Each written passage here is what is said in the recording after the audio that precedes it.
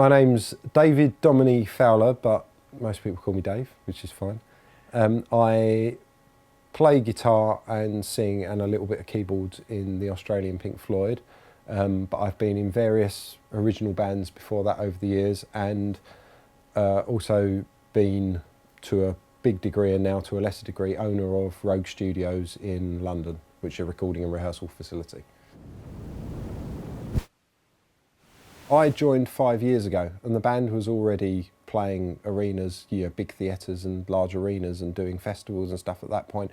So I cannot take any of the credit for getting it where it is. I can only take a little bit of the credit for keeping it where it is.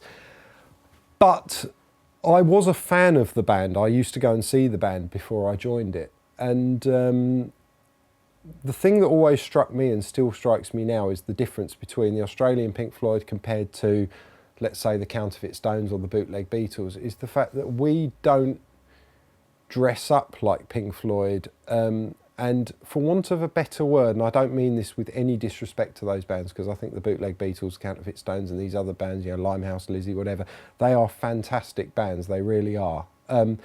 But it does become a little bit pantomime when they put the costumes and the wigs and stuff like that on.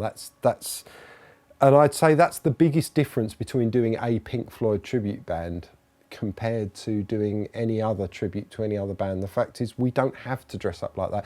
Pink Floyd were reasonably faceless for most of their career, so we can go on stage as us, we can have two guitarists, we can have, extra singers. As long as it sounds the same and we got the lights and the video screen, realistically, the people on stage and what they're doing don't matter. So it becomes more like an orchestra playing the music of an artist rather than a tribute band in the sense of, guys going out and girls going out in wigs and the makeup and the costumes. And I think that is possibly why the Pink Floyd tribute bands in general will get bigger audiences over a longer amount of time than, say, certain other bands. Obviously the Beatles, the Bootleg Beatles do really well because the Beatles were so popular. Because the way that Pink Floyd portrayed themselves in the early days, they were all about the lights and the show rather than them, allows us to do the same, which is great. And then we put our own twists on things. I do some of the video work, and obviously other people do other bits and pieces of it, but there's a nice kind of strong amount of concepts that come from within the band to make the show different to Pink Floyd, still have the same vibe of Pink Floyd, but not be identical to Pink Floyd, so we can play the music as close as we want to, and let the show do the talking to some degree. Why the Australian Pink Floyd is kind of bigger than some other Pink Floyd tribute acts, I think that's down to the passion of the people in the band. And I talk about myself now from that point of view, but really, I look at Steve, one of the founder members, and he plays guitar alongside me in the band, and his attention to detail with getting the exact right analog effects, and the fact that he's had the preamps changed on certain amps and the power amp stage changed on this amp, whatever, to get it to be as close as possible and to understand the feeling. And then if we decide to go off on a tangent and not do something the same as it is on the record, we'll have listened through to different bootleg versions and we'll get the vibe and have a discussion. No one's really afraid to say, the way you're doing that there, it would be better if, listen to this bootleg, it was a bit more laid back or a bit more jazzy, or, and we really pay a lot of attention to the detail, and I think the audience then trust us to do that. Plus the band's been going 27 years, so it's had this huge rise from being a pub band to an arena band that is kind of no different to any other band that have managed to reach arena status. But we're all quite fully aware that it is a tribute band, and we're just trying to do the music of Pink Floyd justice, and there's no ego or anything like that. Does that leave you room to be creative as a musician, or is it more of a kind of discipline? No, there's places where you can be creative and then places where you have to be disciplined. So, for example, the first Comfortably Numb guitar solo that Steve does,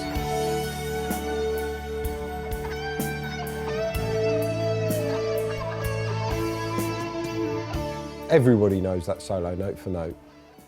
So he has to play that same every night and get it perfect. And actually there is an art in repeating something over and over again and making it that perfect without getting bored, without sounding bored.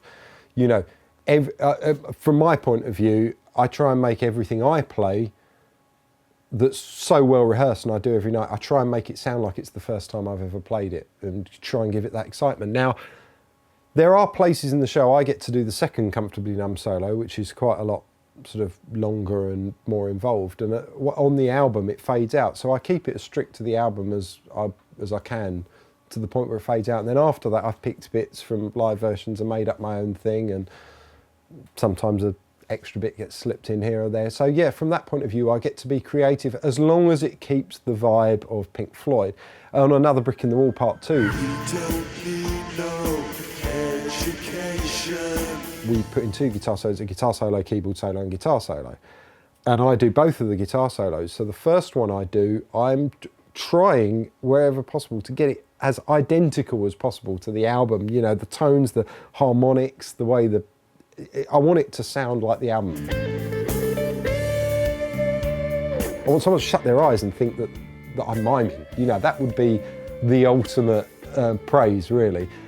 But then in the second solo, I can do what I want, because that's then going into the fact that when Pink Floyd did that stuff, they had a second guitarist that wasn't David Gilmour, and it was that guy's job to do whatever he wants. So I get a bit of freedom, and I've nicked a few Gilmour licks from live versions here or there, and then I chuck my own stuff in between. So yeah, I mean, there's creativity in that, there's creativity in the way we do the lights, there's creativity in the way we put the videos together, and also just putting the show together, what songs happening, what orders, you know, we're going to take people to a mood and bring them back down. All of that takes a lot of creativity to do, you know, and we're not just copying that off Pink Floyd, because you can't really do that. Being a fan of Pink Floyd helps, yeah, I mean, because I think it's even better for me to be the fact that I was a fan of the Australian Pink Floyd, because there were definitely things that I didn't like about the Australian Pink Floyd before I joined, and definitely things that I did like. And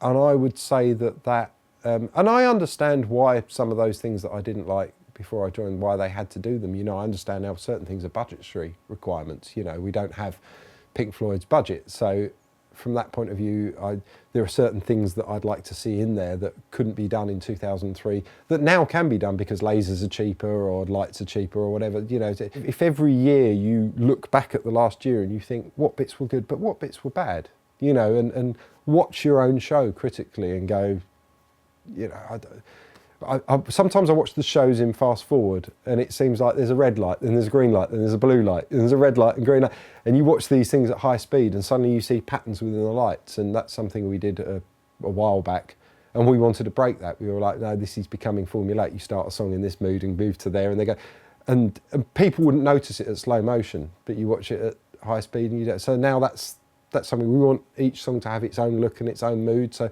these are the kind of things that we try and improve year on year. And the band all get involved in that, you know. Don't just leave it to some lighting guy to do. How many people are in the crew? Right, so crew-wise, when we get... The band has been 10 people all the time I've been in it. It's been 10 people. So you've got 2 guitars, bass, drums, keyboards. And then we've had Alex doing separate lead vocals on some songs and separate backing vocals on others as a kind of an extra male singer, plus 3 girls and a sax player. So that's 10 of those. And then you've got stage manager, production manager, tour manager. We can go into what these roles do at another time, but you've got all of those. And then we've had guitar tech stroke keyboard tech for my side of the stage, guitar tech for Steve's side of the stage, which does Steve and Colin, that's the other guitar and bass. Then you get a drum tech who sets up the drum kit and breaks all that down. And then within the European tours, we travel with our own 2 chefs and kitchen hand, and they have all of their, because it's cheaper than hiring in people locally, so we travel with all that and they have their equipment on the trucks. That's that. We will have merchandising lady, or man, it's been a man in the past, it's lady at the moment. Then usually we have 3 guys that actually rig up the lights, put all the lights up. We'll have a couple of guys that put the PA up. And then we'll have a monitor engineer who does the stage sound for us so we can hear ourselves and all the in-ear monitor mixes. And then we'll have a front of house engineer that does the sound out the front. There sometimes is an extra PA tech who is the person that goes around tuning the PA and making sure everything sounds right, because you move from room to room and different rooms sound different, and they've got this aim to get it to sound 96% perfect within however many dB across all the different places. So I mean, they're quite sort of scientific in the way they do stuff. I mean, sometimes it's been one PA tech and one PA rigger, sometimes it's two PA riggers and a PA tech. It depends on the size of the tour. And and then we got separate laser guy, and then sometimes you get a separate guy who's doing the projections as well, which is a hell of a lot of crew to have on the road. And all of those people are getting paid whether it's a day on or a day off. And on days off, they've all got to be put in hotels along with us. No one shares rooms, does anything like that. So it's an incredible amount of money to put on the show, coupled with the hiring of all the lights, the hiring of the PA equipment, because I mean, and then generally in Europe, 3 tour buses to drive us all around, because there's a lot of people, everyone has to have a bunk, and no one wants to be 16 people on a bus that takes 16 people, because you're literally jammed in. It's like everyone in sardine tins. So to have maybe 10 or 12 people on a 16 berth bus gives you a little bit of breathing space to put bags on a bunk, have a junk bunk and whatever. And people think it's glamorous. It's really, really not. You know, it's sleeping on a moving vehicle and being very tired, and, you know, late nights and early mornings for a lot of those guys. I mean, not for the musicians as such, but I mean, particularly tour manager, production manager and stage manager, they'll be up at 8 o'clock in the morning and they'll be going to bed at 2 o'clock at night, and day in, day out, and not sleeping well in a moving vehicle. That's grueling. It's hard work. I'm sure every tour's different, but would you do 5 nights on, or was it every other night? Yeah, I mean, the longest we've ever done is a 5 in a row, and obviously the shortest is a 1 off. But generally, it's nice to do 3s, 3 in a row, day off, 3 in a row, day off.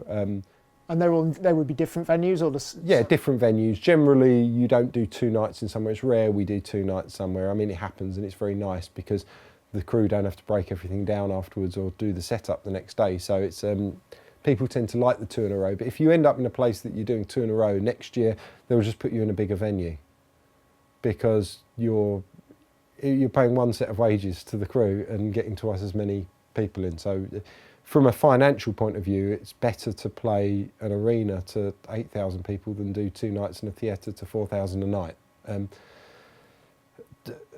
But it does happen. I mean, this year we did, there's a place in Frankfurt called Jahrhunderthaler, I can't remember. It's a big hall.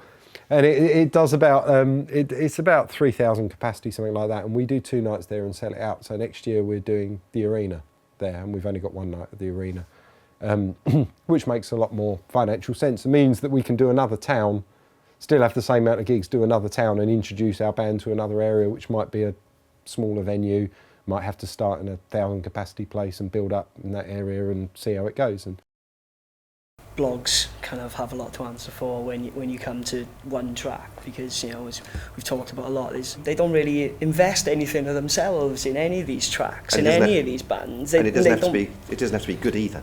No, it just has to be cool. It just has to be cool.